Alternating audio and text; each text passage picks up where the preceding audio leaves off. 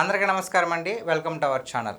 Present మనతో పాటు గెస్ట్గా ఉన్నారు senior journalist doctor Bharat Reddy గారు. సార్ నమస్తే అండి. నమస్తే సార్, గత 5 ఏళ్లలో కూడా గత ప్రభుత్వ హయాంలో అసెంబ్లీలో బూతులు కూడా మాట్లాడొచ్చా అంటే దానికి నిదర్శనంగా కొడాల నాని గారు ఒక ఎగ్జాంపుల్ అయిపోయారు, ది బెస్ట్ ఎగ్జాంపుల్.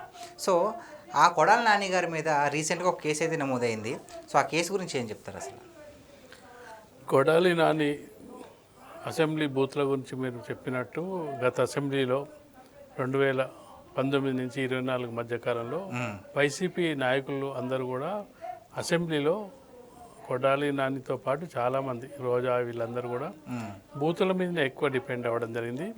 వ్యక్తిగత విమర్శలు, ముఖ్యంగా చంద్రబాబు నాయుడు ఫ్యామిలీని టార్గెట్ చేసి భువనేశ్వరి మీద కూడా టార్గెట్ చేసిన సందర్భాన్ని కొడాలి నాని మనం చూడొచ్చు.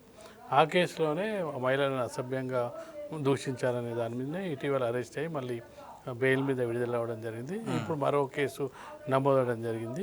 ఈ కేసుకు సంబంధించి అంటే గతంలో ఏదైతే కేసులు నమోదైనప్పటికీ పోలీసులు అంటే గాలు ప్రభుత్వంలో ఉండడం వల్ల వాటిని ఎఫ్ఐఆర్ నమోదు చేయకుండా దాన్ని ఆపిపెట్టిన కేసులన్నీ కూడా ఇప్పుడు బయటికి వస్తున్న సందర్భాన్ని మనం చూడొచ్చు. కేసు నమోదు అవడం ఒక వ్యక్తి అయితే దాన్ని ఫాలో అప్ చేయడం, దాన్ని నోటీసులు పంపించి తీసుకోవడం ఒక ఎత్తు.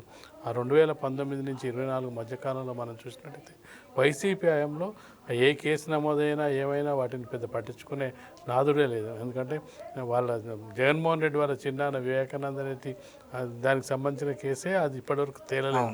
కాబట్టి ఖచ్చితంగా కూడా ఆ వైసీపీ హయాంలో జరిగినవన్నీ కూడా పూర్తిగా ఏకపక్షంగా వాళ్ళకు అనుకూలంగా వాళ్ళకు నచ్చినట్టుగా చేసిన ప్రక్రియగా మనం చెప్పొచ్చు. అయితే ఇప్పుడే ఎందుకు కేసులు నమోదవుతున్నాయనే ప్రశ్న కూడా మనం ఒకవేళ ప్రశ్నించుకోవచ్చు. ఎప్పుడైతే అధికారంలో ఉండి బలంగా ఉన్న సమయంలో బలహీనులుగా ఉన్న వాళ్ళు వాళ్ళని పోరాడడానికి వెనకాడుతుంటారు.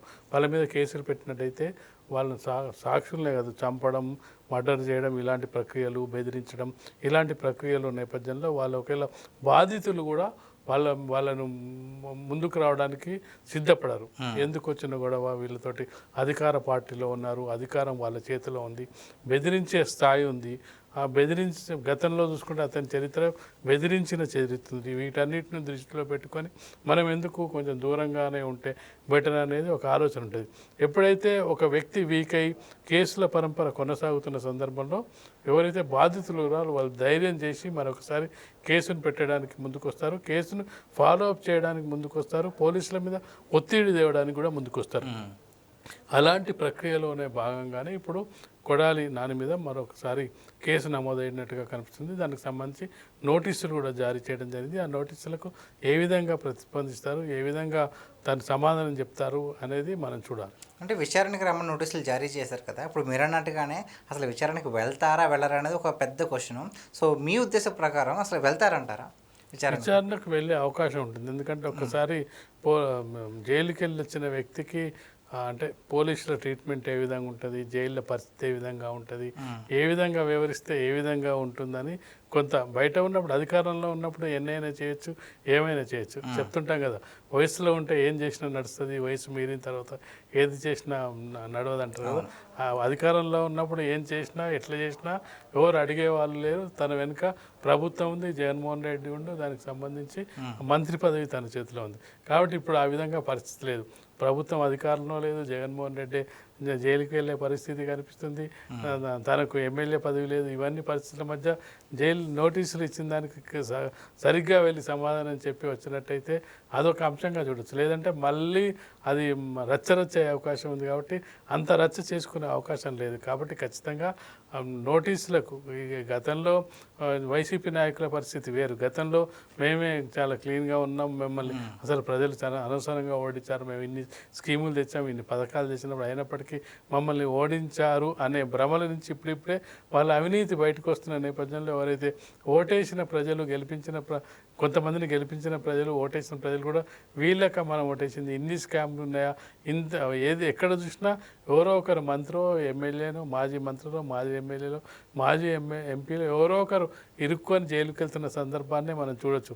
కాబట్టి ఇలాంటి సందర్భంగా ఖచ్చితంగా వైసీపీ నాయకులు కొంతమంది ఎగురుతున్నారు. ఇప్పటికి కూడా మనం చూసినట్టయితే రోజా లాంటి వారు, అంబటి రాంబాబు అంటారు, వీళ్ళందరూ ఇప్పటికి కూడా అనిల్ కుమార్ యాదవ్ కూడా కేసు నమోదైంది, తనను కూడా విచారిస్తున్నారు.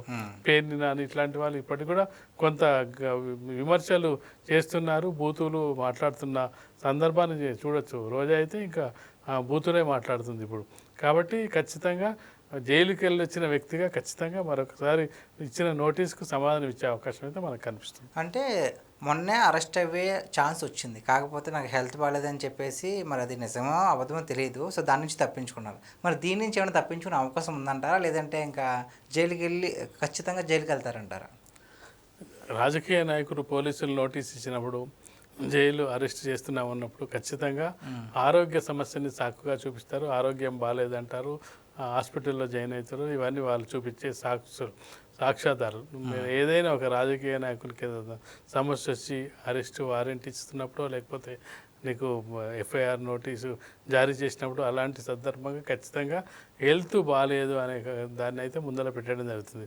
అవినాష్ రెడ్డి సిబిఐ వాళ్ళ దగ్గర హెల్త్ బాగాలేదని చెప్పి ఇప్పటికి కూడా అరెస్ట్ కాకుండా సందర్భాన్ని మనం చూడవచ్చు. ఎన్నిసార్లు తనను అరెస్ట్ చేయడానికి, తనని అదుపులోకి తీసుకోవడానికి ప్రయత్నించింది సిబిఐ, వివేకానంద రెడ్డి హత్య కేసుకు సంబంధించి, కానీ ఇప్పటివరకు అరెస్ట్ కాబడలేదు.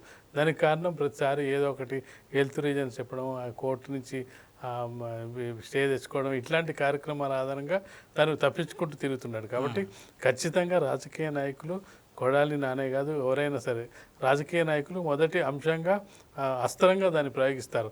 నాకు ఆరోగ్యం బాగాలేదు అనే ఒక అస్త్రాన్ని మాత్రం ప్రయోగించి చూస్తారు. అది ఒకవేళ సక్సెస్ అవుతుంది, లేకపోతే తర్వాత కోర్టు ఉంది, మళ్ళీ బెయిలు, ఇవన్నీ కూడా ఎన్ని రకాలుగా అరెస్ట్ కాకుండా ఉండాలనో వాయిదాలన్నీ వాడుకునే ప్రయత్నం అయితే ఖచ్చితంగా చేస్తాం. Okay, thank you so much.